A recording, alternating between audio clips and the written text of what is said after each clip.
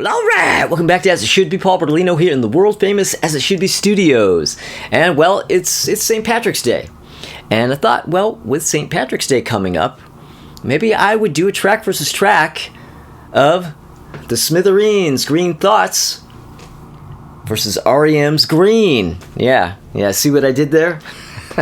Yeah, I know. I should probably be wearing a green T-shirt, right, to boot, but I didn't have anything appropriate that was green. I have a Christopher Cross tour shirt that's green, and I think a Strand bookstore T-shirt that's green. I don't know.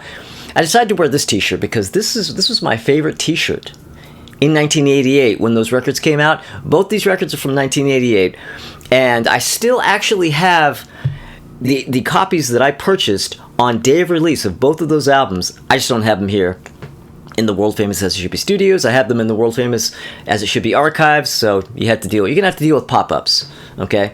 Well, anyway, so yeah, I have the tracks ranked, as is the usual for my track versus tracks, and from 11 tracks on each, 11 on up to 1, and well, let's do this. Let's get at it. So, on the Smithereens Green Thoughts, coming in number 11, I have Elaine. Yeah. So now Elaine is actually Pat D'Anicio, or one of his earliest songs. He wrote this around 1980. This is one of the first songs he ever wrote. And it kind of has a Buddy Holly. It's sort of like where Buddy Holly and the Beatles meet. Yeah, it's a really cool song. I have it at the bottom, but something has to lose. I don't think it's a bad song on this record. But that goes up against what I have at number 11 on R.E.M's Green album. And that is Hair Shirt. Hair Shirt, yeah. I don't like this one that much. I don't like this one. The thing is I was a much bigger R.E.M. fan than Smithereens fan, and I loved the Smithereens, but I just worshipped R.E.M. But right when this record came out was when things started getting a little sketchy for me. It's like, I had loved the last couple of albums so much. They were my favorites. And then this one came out, and it was like, oh, I don't love this one as much. And I don't know. I couldn't even quite pin down what was wrong with it, because it still kind of sounded like Document. Like, it wasn't a far cry. It's not like they sold out. It's not like they suddenly had synthesizers and, gated drum machines or anything. It still sounded like R.E.M. I didn't like the songs as much. And this is the moment when Michael Stipe becomes a little bit more, obnoxious. He kind of he starts to become a rock star on this record, and it gets a little annoying. He starts to get a little Bono-like, for my taste. All of that said, all of that rambling is to say that I don't really like Hair Shirt, and Elaine wins. Yeah. Now, I don't think Hair Shirt was ever a favorite. I have some songs that I always liked on this album, and some that I really loved in particular back then, but Hair Shirt was never a favorite. All right, so coming in number 10 on the Smithereens album is Something New.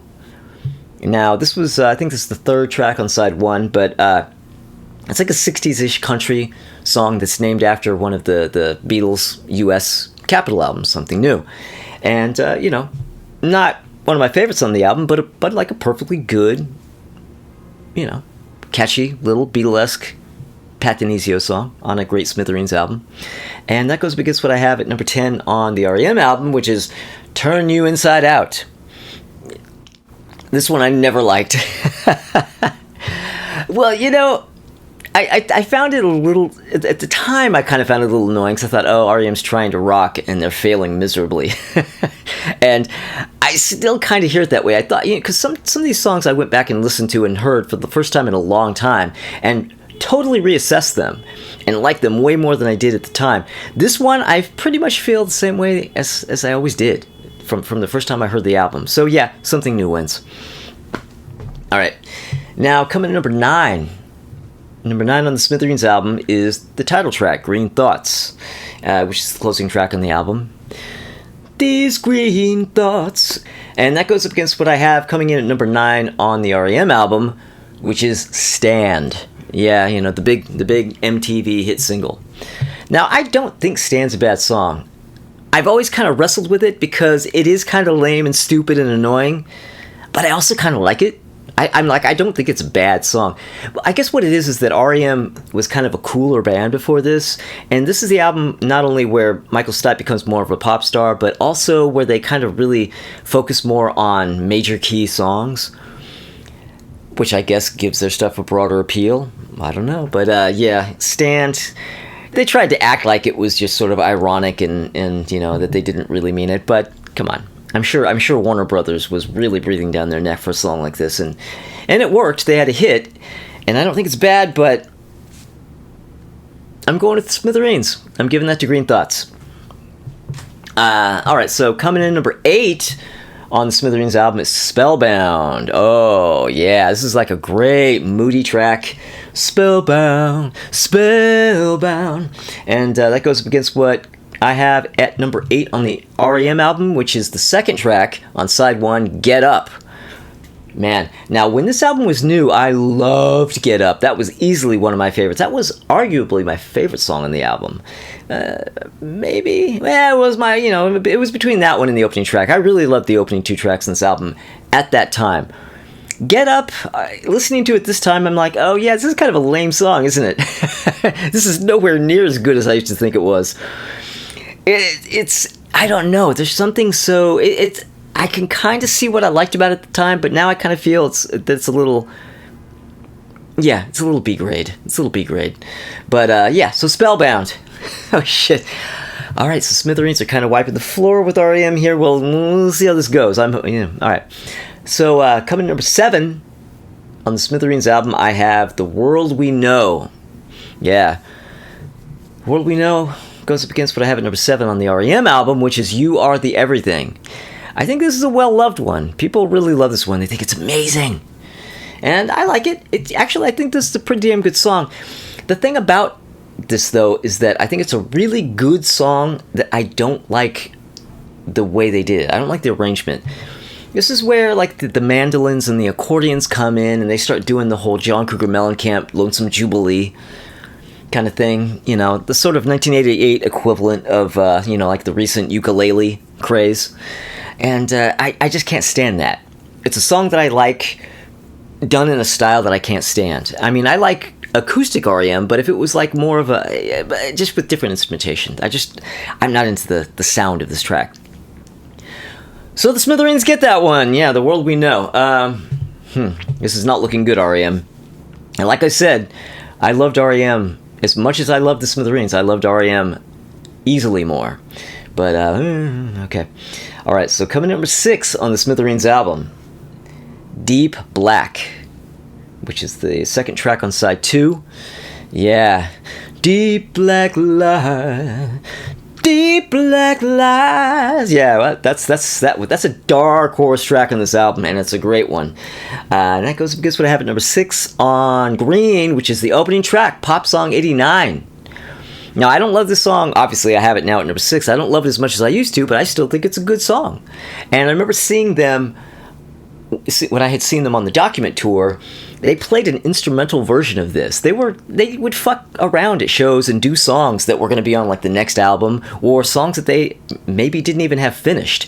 Like there wasn't really a song yet of this. They just had the riff, and they just sort of played this. They just sort of jammed on this lick at the show when I saw them on the previous tour, and then here it shows up as a completed song, and I loved it, and I still think it's great. But I'm giving that to the Smithereens. Yeah, you'll notice, anybody who watches my track versus tracks, you'll notice I usually have like these like existential crises doing this, because it's like, oh my god, what am I going to choose? But so far I'm finding this a lot easier than I anticipated. Smithereens again.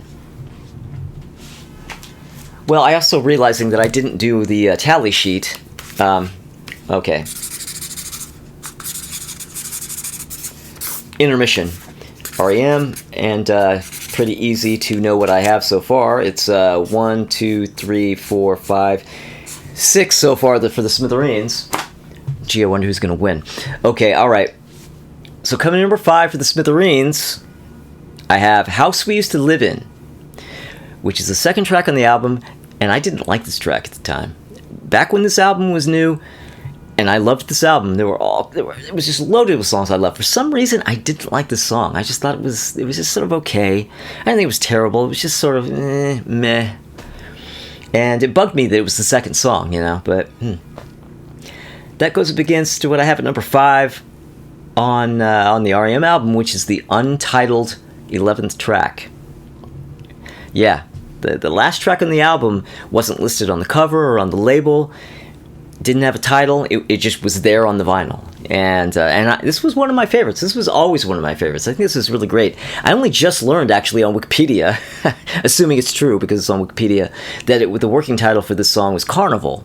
So I guess we could call it Carnival? I don't know.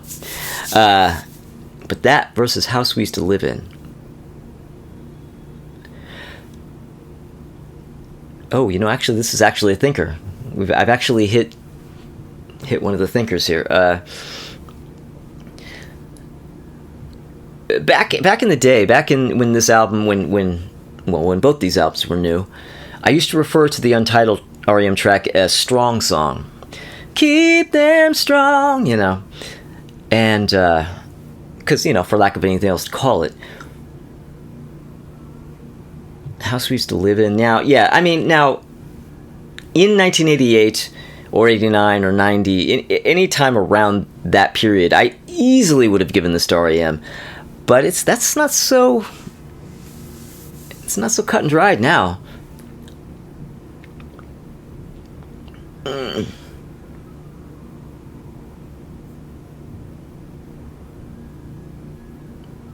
Oh, okay, I'm really gotta think about this. House that we used to live in.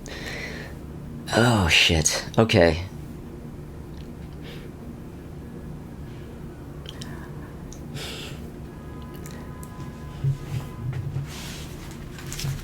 I'm giving it to the Smithereens.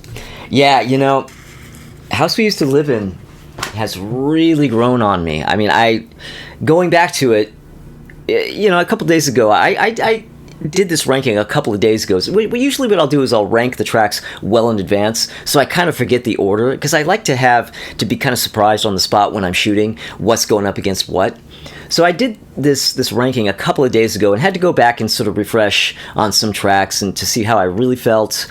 And that one, when I went back to it, I was like, oh wow, this sounds so much better now to me than it did before. And well, to the point now where I take it over the untitled. Okay. All right, so coming in number 4 on the Smithereens album is If the Sun Doesn't Shine. Yeah, the penultimate track, and this is Smithereens' homage to Brian Wilson. So that means, Robert, you'll really love this one. Yeah, and that goes against what I have at number 4 on the R.E.M. album, which is Orange Crush. Well, one of the other big hits on this record. There were 3 big singles on this, right? Yeah, Orange Crush, Stand, and Pop Song 89. Well, Get Up was a single, but it wasn't a big hit.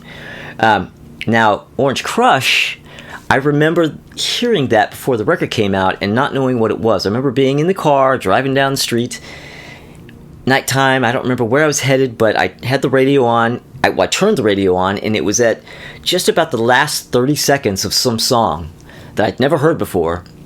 And I'm going, what is this? And I'm listening. I'm going, God, what is this fucking terrible song? Who is this? And then the song ends and the DJ comes on and says, that is the new R.E.M. song. That's Orange Crush. I'm like, oh no, that's the new R.E.M. song? I hated it.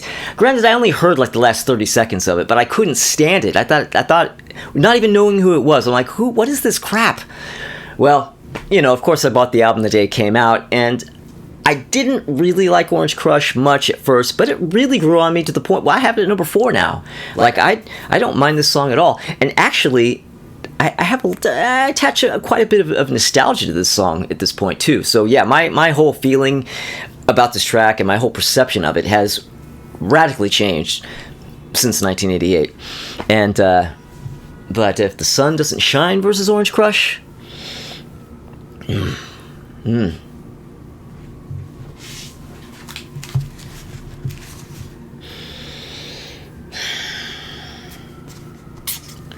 Giving that one to the Smithereens. I'm sorry, R.E.M. I swear, I love you. And I loved you even more then. But, okay. Shit. All right. Well, we're at number 3. Number 3 on the Smithereens album, Especially for You. Now, this track is one of those tracks that there's that phenomenon where bands have the title track for an album on a different album. Right? Like The Doors, Waiting for the Sun is not on Waiting for the Sun. It's on Morrison Hotel. That kind of thing. Well, this is the Smithereens doing that. Their first album was Especially for You. This is their second album, Green Thoughts, but this is the album that has the song Especially for You.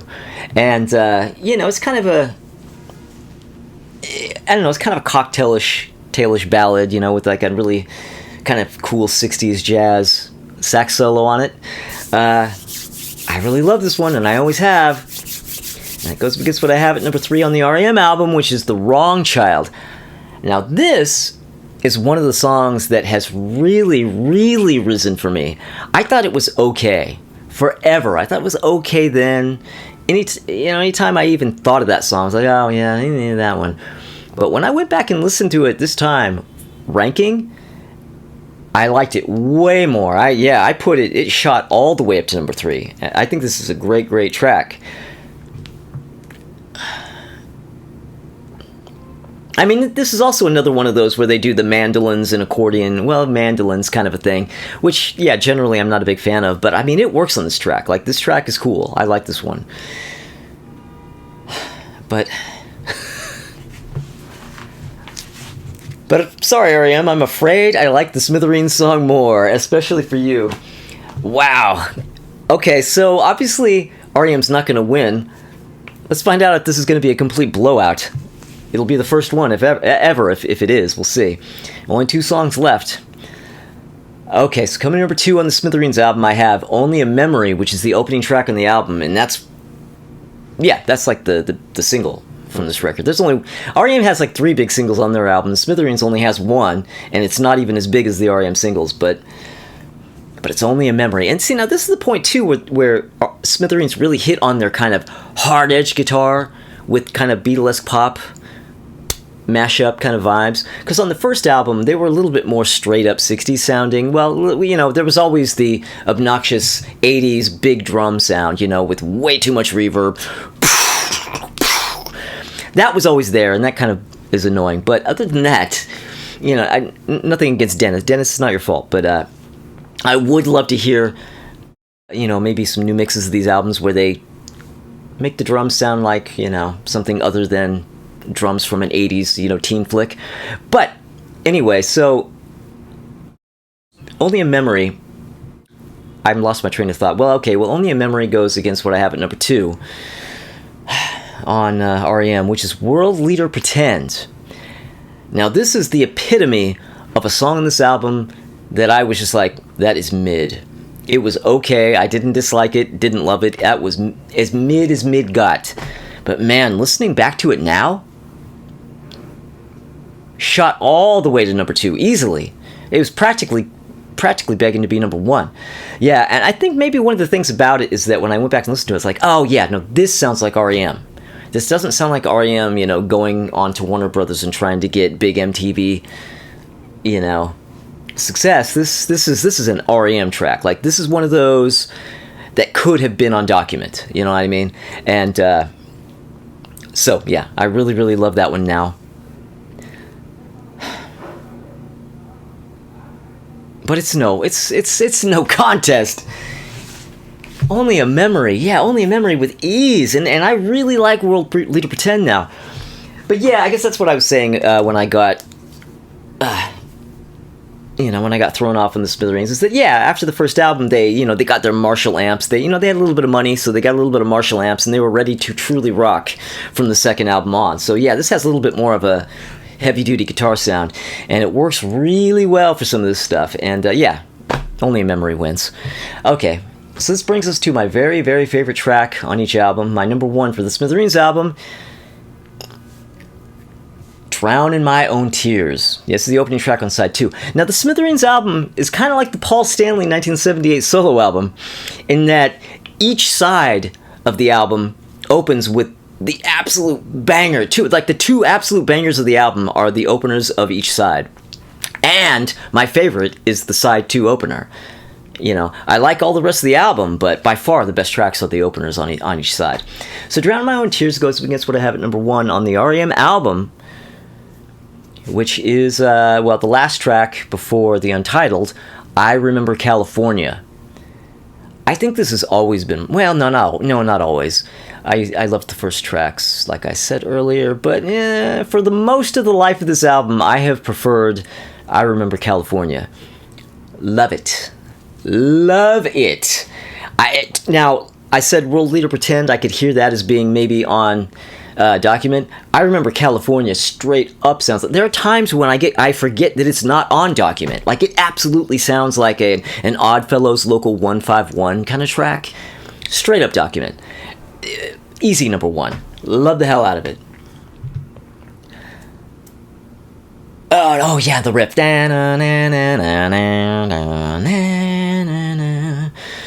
Kind of dark and menacing and really great. But there's just no way.